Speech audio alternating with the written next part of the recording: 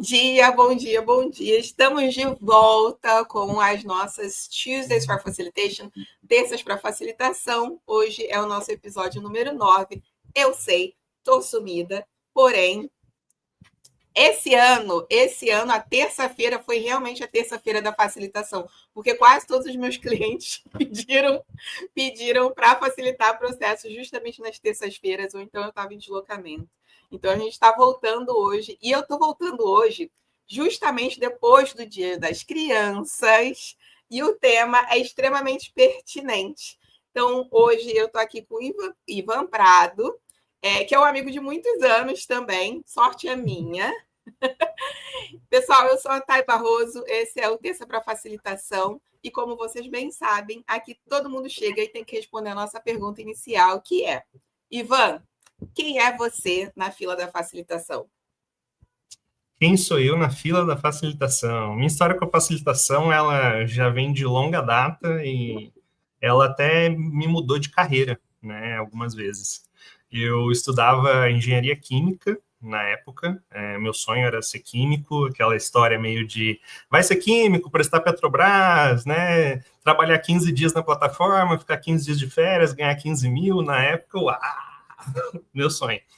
Só que não, era um sonho muito que foi imposto em mim. E aí eu não estava curtindo muito a faculdade e comecei a fazer muita coisa extracurricular, né? Entre elas, a IESEC, que foi onde eu descobri essa área de facilitação, essa área de treinamento, de desenvolvimento pessoal, e o Choice, né? Que onde eu te conheci, maravilhoso, que me trouxe muitos amigos, muito queridos, que foi mais voltado para a área de impacto social, mas que também a gente acabou aprendendo e utilizando muito da facilitação no nosso dia a dia.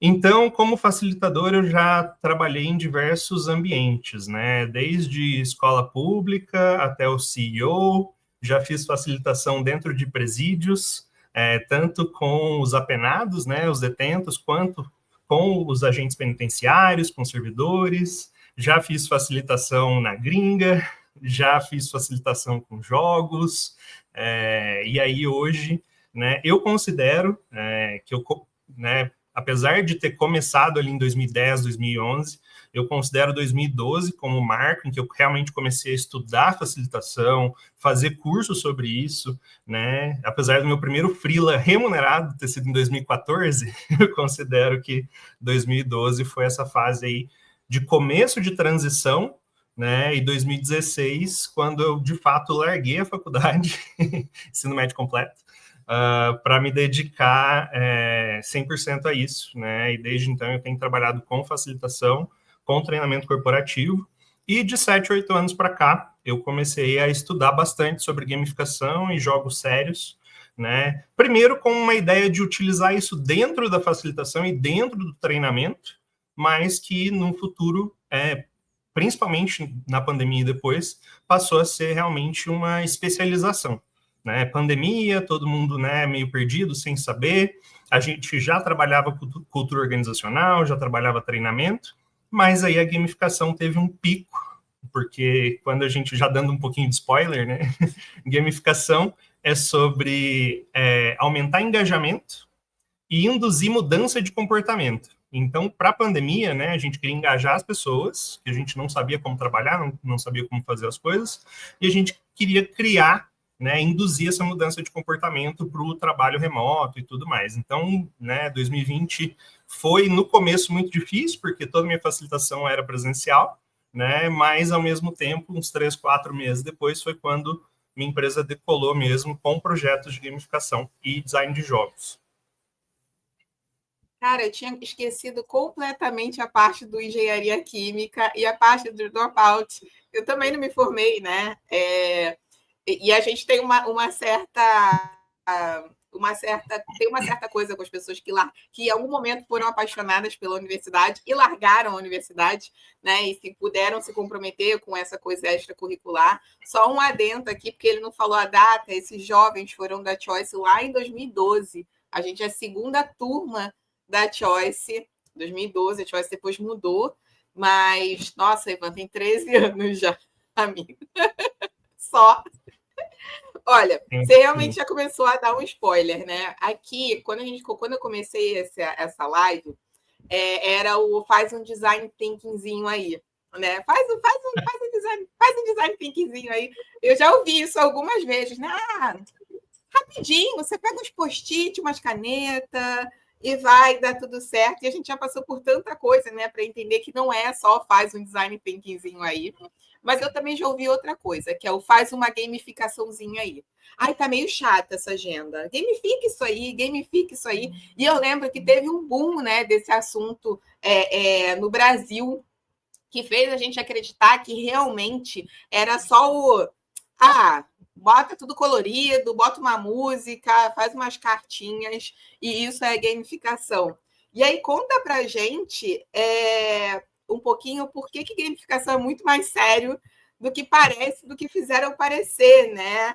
Que não é só fazer alguma coisa colorida e engraçadinha, no final das contas. Você trouxe alguns pontos muito importantes e alguns gatilhos, brincadeiras à parte, mas sim, acontece muito, e assim, principalmente nessa época do boom, chegava muita gente, empresa grande, assim, pedindo para mim, quero fazer uma gamificação, e eu perguntava, legal, o que você, né, qual é o teu objetivo, o que você espera fazer? Trazer a gamificação para a empresa.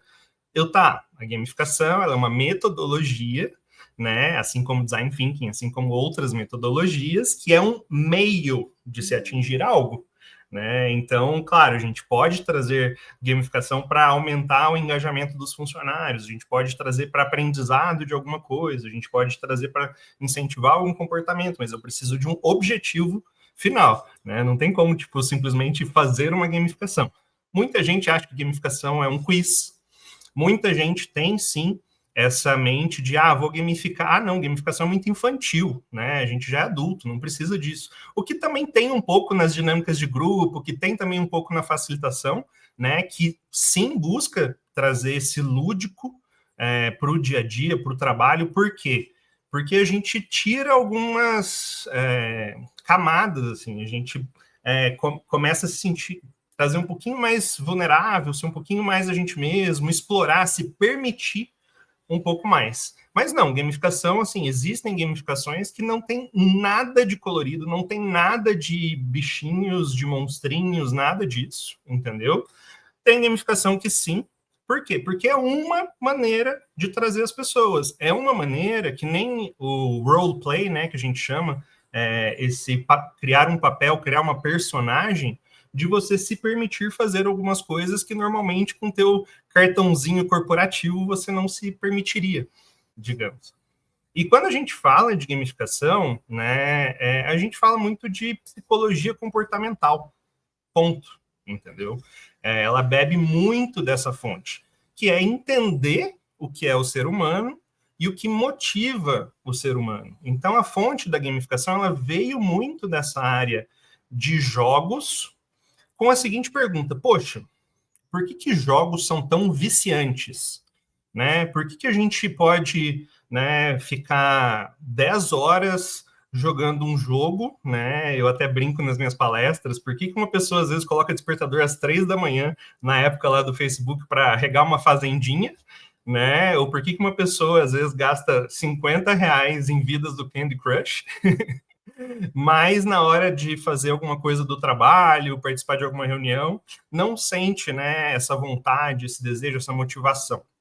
Então, a gamificação, ela estuda tudo isso, e aí tem várias metodologias diferentes, né? Uma das que eu uso mais é o método Octálisis, do Yu-Kai Chao, que ele divide a gamificação em 8 quadradinhos, assim, 8 campos, de como a gente consegue motivar o ser humano, desde motivação externa, quanto motivação interna, e trabalhando desde a parte esquerda quanto a parte direita do cérebro.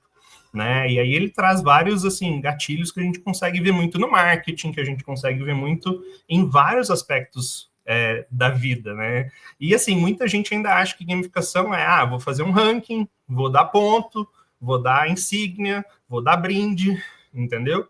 Isso são alguns poucos elementos, né, do que essa metodologia pode fazer, de novo, né, trazendo um pouco lá do spoiler, para aumentar engajamento e induzir mudança de comportamento.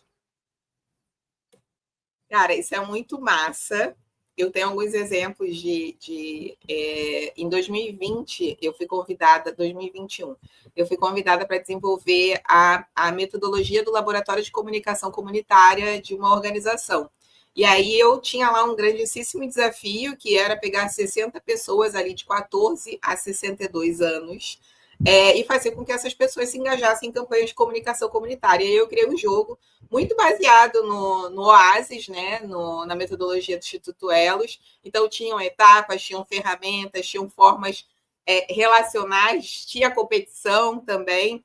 E eu lembro que para eles foi super revolucionário, assim, né? Porque a gente encontrou ali no jogo um ponto comum entre as diferentes idades e os diferentes contextos educacionais, tinha gente que estava terminando o seu PhD, o seu doutorado, e tinha gente que não falava, não era letrado, né? Não falava francês e muito mal falava o Wolof, que era a língua local. Eu queria que você desse para a gente um exemplo da aplicação de gamificação num contexto talvez não muito convencional, assim, né? A nível de escala, a nível do projeto em si. Conta para a gente um exemplo, ou alguns, se você quiser. Bom, a gente vê muito exemplo no nosso dia a dia, né? Querendo ou não, o maior exemplo, mais conhecido de gamificação hoje é o aplicativo da Duolingo, né? Então a gente vê diversas maneiras de se engajar no dia a dia. Mas até antes de trazer um caso, é interessante a gente saber que a gamificação ela se inspira muito no jogo, né? E são conceitos diferentes, por incrível que pareça. Muita gente acredita, às vezes, que gamificação é jogo, mas não. Gamificação é aplicar mecânicas, né, ou as regras, ou o que funciona dentro do jogo, em situações de não jogo, ou seja, em situações de vida real, em projetos, em programas, né? Então, pô, uma coisa é eu criar um jogo que ensina algo que tem começo, meio e fim, outra coisa é eu criar uma gamificação, que é um programa, é uma metodologia, uma jornada, é um passo a passo, né, que vai desenvolver alguma coisa. Muitas vezes para os clientes eu explico que um jogo, né, ele é muito bom para te ensinar um conceito, né? Então você vai lá, você vive aquilo, você simula aquilo e você cria conexões, assim, às vezes para a vida, né? A gente inclusive trabalha com uma empresa sueca que tem esses simuladores que simulam de 3 até 10 anos de uma empresa e eles falam que em 2 dias, né, jogando um jogo, em 2 dias, 16 horas jogando um jogo de tabuleiro, você desenvolve 10 anos de experiência de mercado. Sim, você gerenciou uma empresa por 10 anos durante 2 dias, né? Então o jogo ele é muito bom para isso. A gamificação, né, principalmente através dessas missões, do storytelling, né, dessas microcompetições, dessas colaborações, eu vejo ela muito de um chamado para ação, né? Então o jogo, enquanto ele é aquela imersão, né, você entra naquele mundo, a gamificação são aqueles, né, aquela rotina, aquele lembrete, aquele desafio, né? Essa semana tem que fazer isso. Pô, se todo dia você fizer um pouquinho, então que é o que traz um pouquinho do hábito. E por que a gente gosta tanto do jogo, né? Pensa, quando a gente começa a jogar um jogo, primeiro, né? Normalmente, tá? Hoje em dia, obviamente, né? Existem as várias exceções que são feitas a propósito para mudar, né? Esse padrão. Mas normalmente você começa o jogo com o quê? Um tutorial, né? Uma fase de boa para você aprender ali o passo a passo, né? Que botão faz o quê? Como que joga, as mecânicas e tudo mais. E aí, conforme você vai avançando de nível, as coisas vão ficando mais difíceis, né? Mas você, em teoria, recebe desafios que você pode lidar com a habilidade que você tem. No jogo também, você já tem tipo um manual das regras e você tem um objetivo final. E aí, quando a gente compara com a nossa vida, entendeu? Existe muita ambiguidade, ninguém sabe assim, tipo, qual que é o nosso objetivo? Qual que é o nosso propósito? Entendeu? É viver, crescer, ter filho, morrer, entendeu? Que é o famosinho de antes. A gente não recebe esse manual quando a gente nasce, né? E mesmo assim, as pessoas que já passaram, que já têm experiência, elas também não tiveram um manual. E elas vão te ensinar conforme a experiência delas. Mas isso é uma coisa que o jogo traz certa segurança para a gente. porque a gente sabe como vencer, né? Enquanto na vida não está muito claro. O que é vencer na vida? Isso muda de pessoa para pessoa. E aí, reflexões filosóficas, a gente volta, né, para alguns casos mesmo de aprendizado. Não sei se você quer comentar alguma coisa sobre isso antes. Ao TDAH. Não, eu acho que aí entrou no gamificação, é coisa séria mesmo, o negócio ficou profundo, né? É sério, é bastante sério. Assim, por exemplo, de alguns projetos que a gente trabalhou, né? Você até tinha mandei o meu portfólio para você tinha comentado sobre um que a gente utilizou para marketing, né? Para alcance de público. Mas tem um outro que eu gosto ainda mais, que ele tem, na verdade, ele é um jogo. Olha eu fugindo de novo.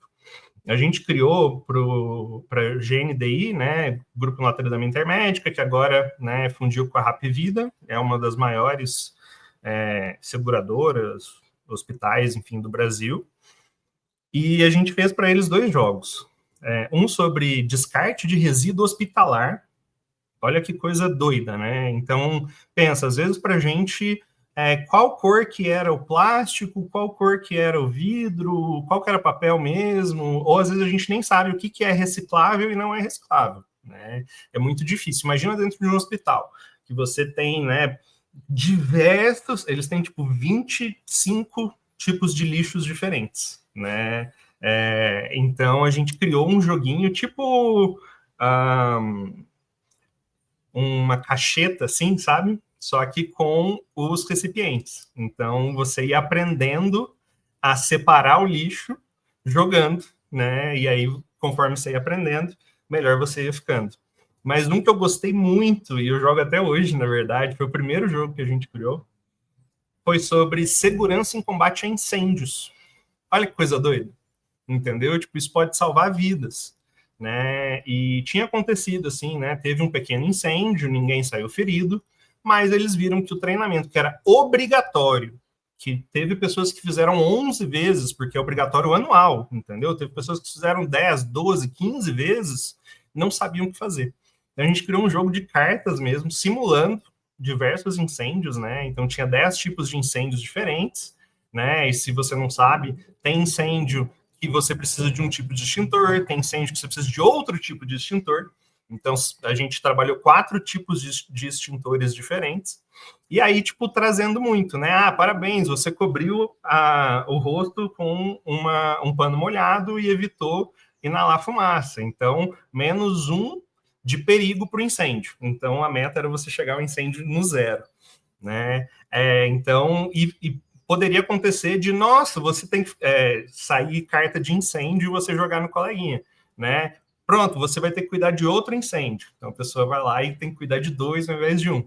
E aí ela usava, sei lá, a carta corta fogo. Então ela cortou aquele incêndio e não adianta mais. Ou então a pessoa ia lá e usava o extintor e aí você mostrava lá a carta de não, esse extintor está vencido, o lacre está rompido, e aí você cancelava o extintor do amiguinho, entendeu? Ou então você jogava a carta, poxa, o pessoal que você estava responsável usou o elevador, isso é muito perigoso, então mais 3 de perigo para o teu incêndio. Foi muito, muito, muito legal, muito divertido, e assim, deu para aprender tanto, mais tanto, que é uma maneira super legal, né? E você pensar que na época eles usavam para treinar 20 mil pessoas por ano com esse jogo, né? Hoje deve ser mais de 50, talvez 100, se eles estiverem usando, é muito legal.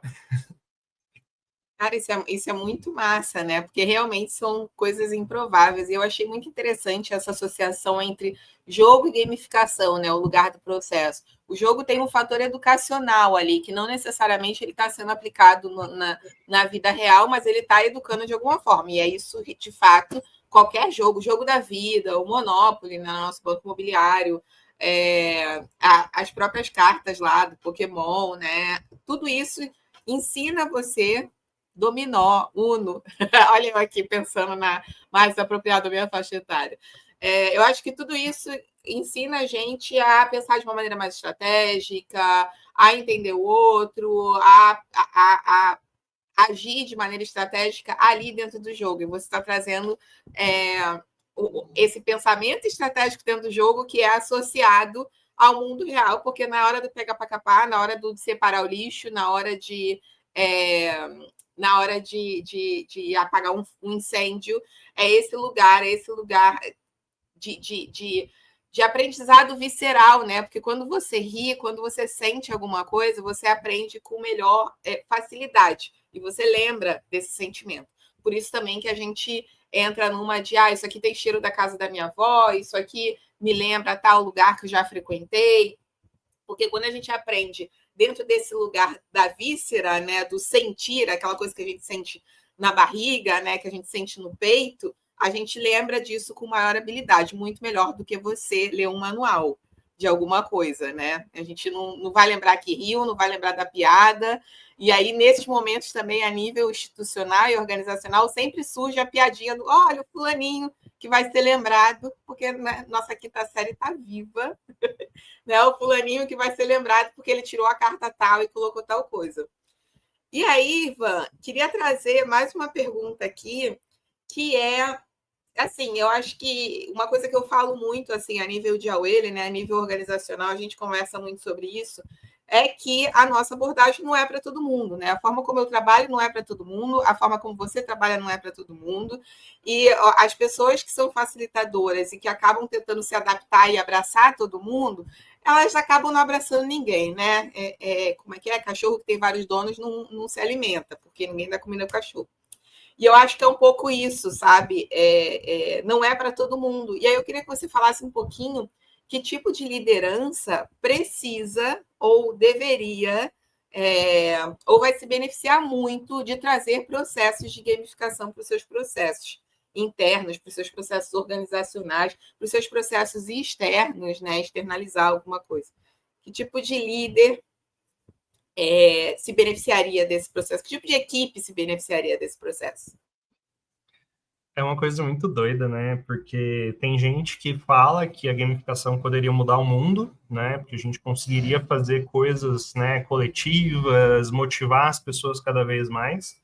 E tem críticos da gamificação, né? De que a gamificação ela pode ser perigosa, porque ela pode ser uma maneira de manipular as pessoas, entendeu? Então a gente tem que ter também esse balanço, né, de como utilizar isso, né, como qualquer outra ferramenta, para, enfim, fazer com que o trabalho seja melhor, né? E entre as críticas, por exemplo, né, tem um Matt, eu não vou lembrar o nome dele direitinho, mas ele fala que a gente muda muito, a gente tem mudado muito na gamificação, às vezes de prêmios reais, né? Aquela coisa de, ao invés de uma promoção, ao invés de, né, algum benefício real, eu dou um benefício virtual, ou eu dou um bombom, eu dou uma garrafinha, né? Que muitas vezes tá legal para a gente fazer de vez em quando, legal para a gente, né, mudar alguma coisa, sair da rotina e tal. Mas como é que a gente pode utilizar isso, talvez aliado à gestão de performance e de indicadores, né? Tem muita gente que usa gamificação, principalmente na área de vendas, né, para motivar os vendedores, até porque a área de vendas é uma das áreas mais importantes de qualquer empresa. Se a gente não vende, a gente pode ser bom quando for, né, que não vai adiantar muito. Então, existe muita gente utilizando para gamificação de vendas, no marketing, né, para a gente conseguir leads, para a gente nutrir esses leads, para a gente gerar valor.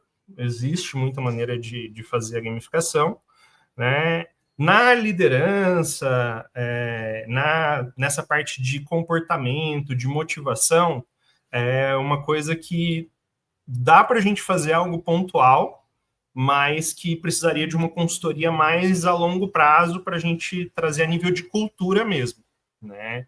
Então, normalmente a gente utiliza muito ou em processos, ou para tentar trazer um projeto novo, ou para tentar, né, criar alguma coisa nova, mas já trazendo um alinhamento de expectativa, você não vai gamificar toda a sua empresa de hoje para amanhã, né? Tem muita startup, tem muita gente que procura a gente, eu quero uma consultoria de gamificação, quero gamificar meu aplicativo, quero gamificar o meu produto, entendeu? Mas muito nessa ideia de, não, eu quero porque é uma feature, né? Um extra, é algo que vai ser um diferencial para o público. Mas não, sempre que você pensar em gamificação, né, pense realmente como é que eu posso utilizar isso para engajar, seja os meus colaboradores, seja meus sócios, seja, né, meus pares, meus clientes, como que eu quero motivar, engajar essas pessoas, ou quais comportamentos eu quero moldar, né? Porque a gamificação ela é muito baseada no feedback, querendo ou não, né? Que é uma coisa que às vezes a gente não tem tanto nas empresas.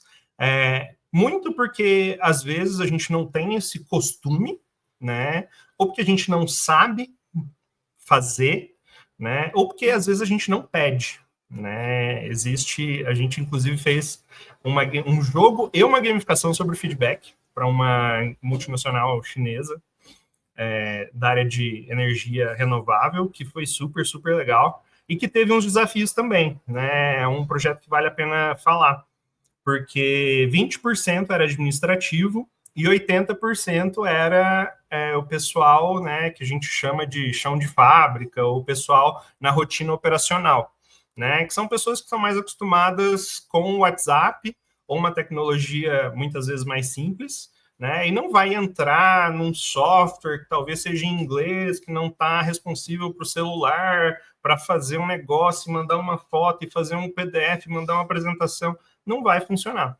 Então a gente fez uma adaptação, né? Além de ter o jogo online, ter a gamificação online, a gente fez o jogo de cartas para o pessoal jogar ali ao vivo, e a gente fez o caderninho, né? Que de novo não é algo muito, digamos, aprofundado da gamificação, né? Todo mundo faz às vezes um caderninho que remete muito ao álbum de figurinhas, né, daquilo de eu quero completar o meu álbum, né, eu quero ter tudo, eu quero ser nota 10, porque imagina, você tem lá 20 conquistas, e aí você conseguiu 18 e tá aqueles 2 espaços em branco, né, nossa, me dá um tique aquilo, e aquilo acaba motivando muitas pessoas. Então a gente fez isso. Só que um dos problemas que a gente tem no físico, que a gente não tem no digital, é em relação a antecipar os desafios, né? Porque você não vai imprimir um negócio toda semana e entregar para todo mundo, né? Então, muitas vezes ele já vem com os desafios da segunda, terceira, quarta, quinta semana, né? Mas aí a gente deu um jeito de, né, criar desafios semanais, que esses desafios, sim, né, tinham ali o espaço para o desafio, tinha um sticker, né, um adesivo diferente, que a gente usava para poder motivar essas pessoas. Então, o feedback ele é uma parte muito importante, total, assim. É uma coisa que molda muita gente dentro do jogo mesmo, né? Você vê, quando você faz alguma coisa boa, você ganha moedinha, você ganha ponto, você fica maior, você pula, você dança. Barulhinho. Aí do Olingo. Uhul! Quando você faz uma coisa ruim, entendeu? Nossa, fica tudo escuro, você fica, né, tipo, você diminui, você, tipo, perde ponto, você perde, enfim, você perde muita coisa. Então, o feedback dentro do jogo e dentro da gamificação, ele é constante, entendeu? No jogo ele é quase em tempo real. Na gamificação ele vem muito rápido. Então, ao invés de ser uma performance trimestral ou uma one-on-one mensal, é como se ele estivesse tendo um feedback diário, entendeu? O que muda completamente tudo. E aí é uma das maneiras que a gente pode utilizar a gamificação para poder, de novo, né, induzir mudança de comportamento e realmente, né, trazer aquela pessoa para dentro da cultura ou para dentro daquilo que a gente busca, seja na nossa organização, no nosso propósito, na nossa causa, né, e por aí vai. Induzir mudança de comportamento, melhorar, ampliar, revisar comportamento e desenvolver e compreender processo. Sabe que isso é uma coisa que me aparece bastante, assim, né? Essa compreensão do processo, porque a maior parte, e cara, eu trabalho com um leque enorme de organizações nacionais, multinacionais, latino-americanas, que essa parte da compreensão do todo, do processo em si, né, dessa visão sistêmica, é um grande problema que sempre existiu, né? E eu acho que ele está ficando um pouco mais complexo, porque a escala do trabalho está aumentando. E aí a gente já está chegando no nosso momento final, mas eu não poderia terminar sem falar daquilo que a gente estava conversando um pouquinho antes, na verdade, de entrar aqui, né? A gente sempre abre a sala um pouco antes em Fofoca da Vida, né? Também as terças para facilitação é a minha forma de encontrar meus amigos também, a gente se encontrar para conversar. E eu queria que a gente falasse um pouquinho de IA, Ivan, porque eu acho que você deu um exemplo ótimo agora, falando da importância da adaptabilidade da ferramenta, quando a gente olha para a necessidade dessa ferramenta que ela acesse as pessoas, né? Porque você vai perder muito mais tempo tentando entender se o celular de todo mundo acessa tal coisa ou não acessa e tal, do que você, de fato, desenvolver alguma coisa que possa ser útil, né? Útil ali, que não vai gerar uma fricção, né? A gente no design fala muito sobre fricção assim no momento, e aí a gente está aí entrando nesse. Estamos falando de grupos de WhatsApp, de cartas físicas, e a gente está entrando na era da IA, né? Está entrando, não, já estamos. Conta um pouco o que você tem feito em relação a isso, assim. Já passamos dos nossos 30 minutos, mas a gente não podia terminar sem essa. Realmente, os últimos meses, né, quase o último ano, eu tenho me dedicado muito e aprofundado muito nessa parte de inteligência artificial, né? Eu não era programador, hoje talvez eu até me considere programador, eu tive que aprender muita coisa de programação. No começo, era muito Ctrl-C, Ctrl-V, jogava no ChatGPT, voltava para o negócio de programação, perguntava como configurar e tudo, mas hoje a inteligência artificial ela já avançou num nível que está bizarro, né? E pouca gente sabe disso, pouca gente vê isso e convive com isso. Essa parte de agentes de inteligência artificial que está sendo discutido, né, fora no último ano, está começando a chegar aqui, mas ainda não está no conhecimento, né, da grande parte das pessoas, ele muda tudo.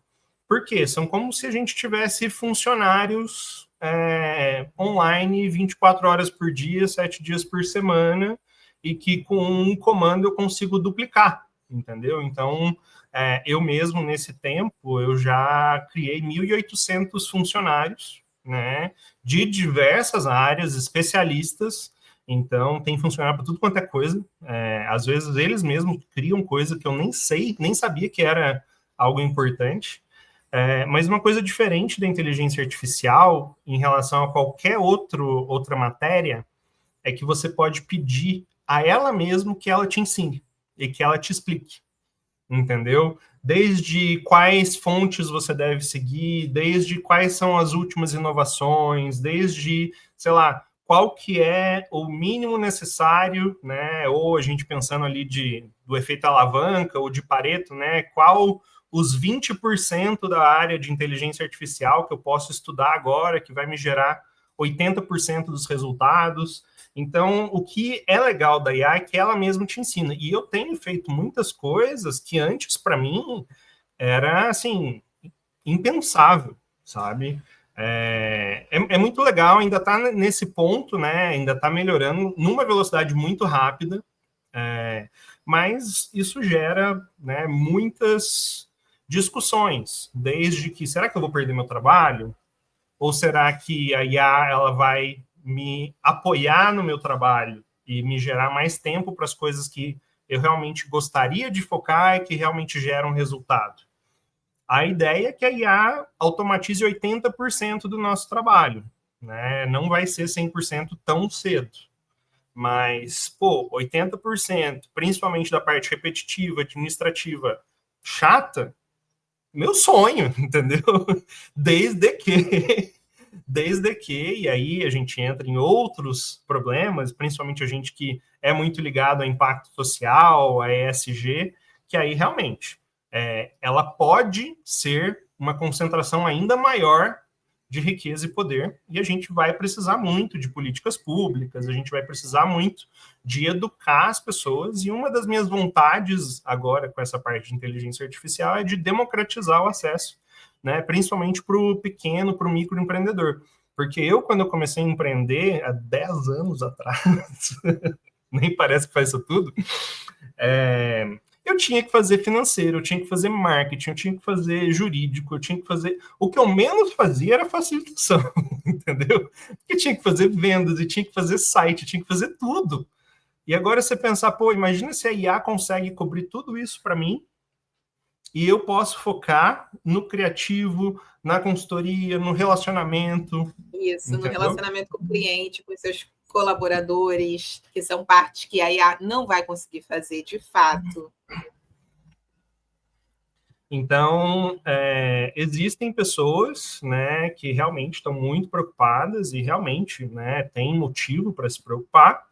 E existem outras pessoas, influenciadores, que acreditam que a gente vai entrar numa época de abundância, né? O que tem acontecido ultimamente, né? E aí não sei, né? Dependendo do seu público, se essa parte de late stage capitalism, né? O final do capitalismo, em que a gente está chegando, em que ele funcionou muito bem durante muito tempo, né? Mas ele chegou em um momento em que ele já está transicionando quase para um tecno-feudalismo, né? Onde a gente tem os reis, os barões, né? As pessoas de tecnologia que muitas vezes têm mais dinheiro, recursos e poder do que países, né? Enquanto a grande maioria, né, trabalha e tem toda a rotina em volta de algo que, sei lá, o custo de vida aumentou 10 vezes, mas o salário só dobrou. A produtividade aumentou 20 vezes, mas o salário só dobrou.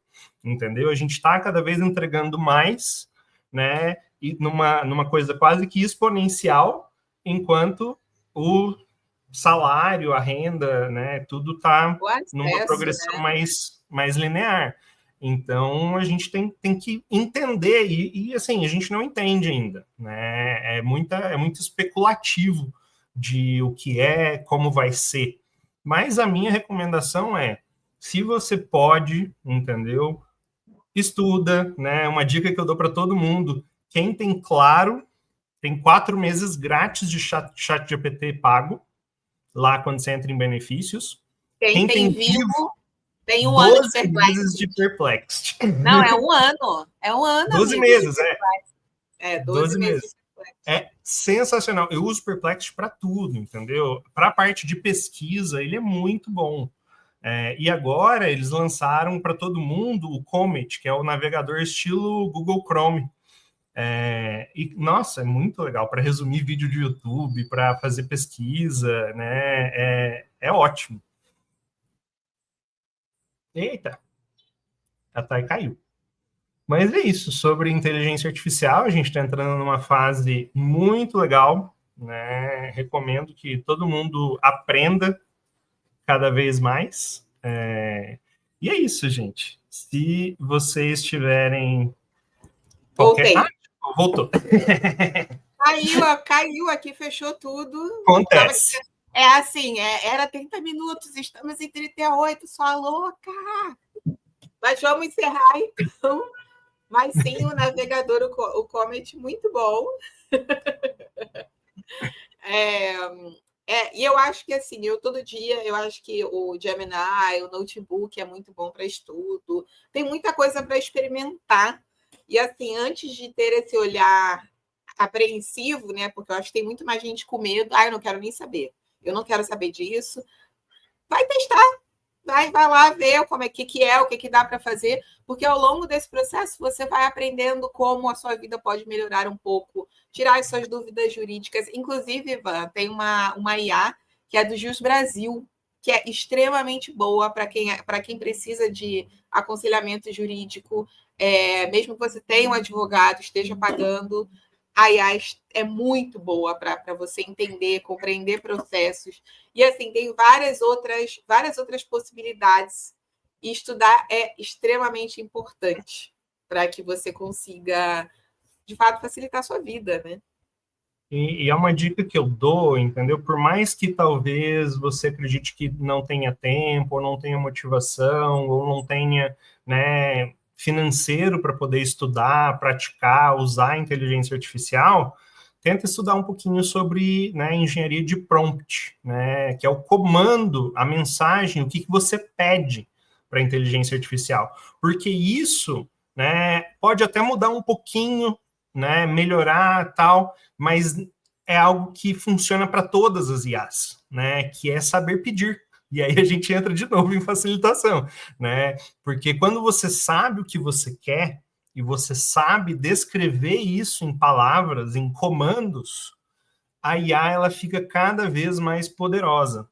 E é aquilo, hoje a IA ela já consegue ser muito melhor, né, em diagnóstico, por exemplo, do que muitos médicos, do que muitos advogados, do que muitos contadores. Só que ela gera muito erro no sentido de que, né, cada vez a resposta ela pode ser diferente, não é algo, né, que vai ser sempre aquilo, não é algo como um cálculo, né? Então ela pode gerar erros. E o contador, o advogado, o médico, ele está aí para ter esse pensamento crítico, né? Que é outra coisa que vai ser muito importante daqui para frente. Sempre foi, né? Já está sendo, principalmente com fake news e tudo mais. Agora o deepfake, né? Que é os vídeos que são gerados com inteligência artificial, que está cada vez mais realista. Né? A gente precisa ter esse pensamento crítico. Opa, isso aqui tá bom demais para ser verdade. Nossa, isso aqui é interessante, deixa eu pesquisar mais sobre isso. Nossa, será que isso aqui é verdade? Então, pensamento crítico, entendeu? Engenharia de prompt são coisas que vão mudar a sua vida. E querendo ou não, você vai precisar do advogado e da OAB para poder fazer um processo. Não adianta só a IA fazer. Você vai precisar do médico para te prescrever um exame, para te prescrever um remédio. Então, a IA não pode fazer isso. Agora, se você consegue destrinchar o que você está sentindo, teus sintomas, teu histórico familiar para IA, e você chega no médico, olha, sei que a IA pode cometer erros, mas eu fiz isso, isso, isso, senti tal, tal, tal, ela pediu para eu revisar com você, pedi tal exame, tem sentido? Entendeu? Eu fiz isso com o meu endócrino nesses dias. Eu cheguei lá com 9 páginas de coisas. Obviamente, a gente não usou tudo, mas ele me explicou: olha, esse exame, nesse momento, a gente não precisa, a gente pode fazer ali para frente. Isso aqui realmente é legal, entendeu? E aí é muito mais interessante. A gente entra naquela parte de, pô, a inteligência artificial está deixando a gente mais burro porque ela está fazendo tudo pela gente? Depende. Se você realmente está delegando tudo para a inteligência artificial, copiando e colando, talvez sim, né? Mas se você tem a curiosidade de aproveitar isso, de usar isso como uma ferramenta para expandir o teu conhecimento, as tuas aplicações, entendeu?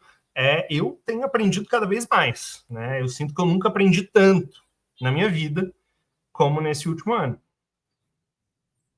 Muito bom. Ivan, querido, chegamos aqui aos nossos 42 minutos, passamos os nossos 30 minutos. Muito obrigado, muito obrigada. É sempre muito bom te ver, sempre muito bom te ouvir, né? E, pessoal, acompanhem o Ivan aqui nas redes sociais. Aliás, acompanhe aqui no LinkedIn. Eu vou colocar aqui nos comentários desse post, uns links legais para vocês aqui. E é isso, muito obrigada. Semana que vem será mais um dia de terça de facilitação, então eu só volto aqui para o dia 28. Tá, assim, agora era toda terça, agora é terça quando o cliente deixa, pode, permite. Muito obrigada, pessoal, uma ótima semana e até mais. Obrigado tchau, tchau. pelo convite, Thay. Obrigado, gente.